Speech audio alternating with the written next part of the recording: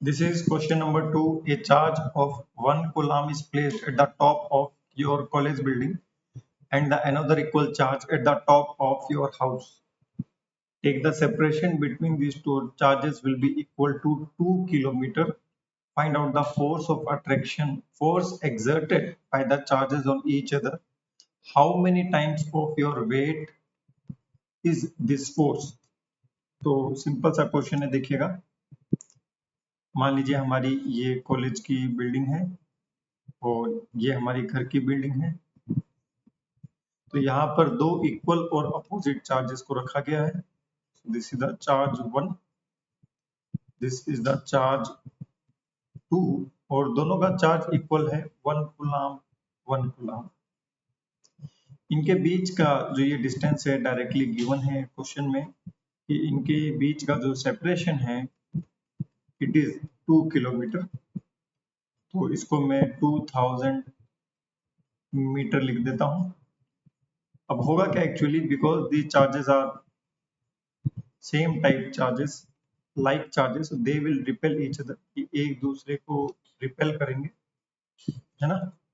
तो 1 पर फोर्स लगाएगा 2 along the line joining, 2 पर फोर्स लगाएगा 1, इक्वल एंड अपोजिट फोर्स एक दूसरे पर लगाएंगे F12 एंड F21।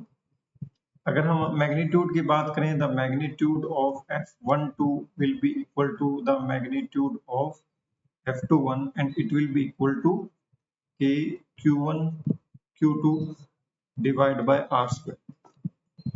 तो F की जो वैल्यू होगी it will be equal to 9 into 10 की पावर 9 ऐसा यूनिट्स में। Q1 Q2 दोनों सेम है तो यहाँ पे मैं 1 का स्क्वायर लिख देता हूँ, डिवाइड बाय इनके बीच का डिस्टेंस 2 किलोमीटर है तो यहाँ पर मैं 2000 का स्क्वायर कर देता हूँ। जैसे आप इस इक्वेशन को सॉल्व करोगे you will get force equal to 2250 newton, या फिर मैं इसको लिख सकता हूँ 2.25 किलो न्यूटन। नेक्स्ट लाइन में ये कह रहा है how many times of your weight of is this force. तो हमें बताना है कि हमारा वेट इस फोर्स का कितना टाइम्स है, ठीक है। तो मान लीजिए जो हमारा वेट है वो है 600 न्यूटन, ठीक है। मान लीजिए आपका वेट है 600 न्यूटन। अगर हम केजी में मास देखें 60 KG, acceleration due to gravity को 10 मीटर पर सेकंड स्क्वायर ले लीजिए, है ना। तो हमारा जो वेट आ जाएगा it will be 600 newton mg, weight will be equal to mg। तो n times of this force will be equal to 600 newton, ठीक है। इस फोर्स का n टाइम्स है हमारा वेट, सो n की वैल्यू किसके इक्वल होगी, so n will be equal to 600 divide by 2.25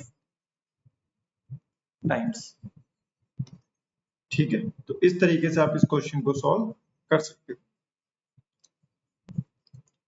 how many times of your weight is this force. अब मान लीजिए आपसे पूछा जाता है कि हमारे वेट का कितना टाइम्स है, it will be 2.25, so this n will be equal to 2.25 divided by 600। अब इस क्वेश्चन को समझने की कोशिश कीजिएगा।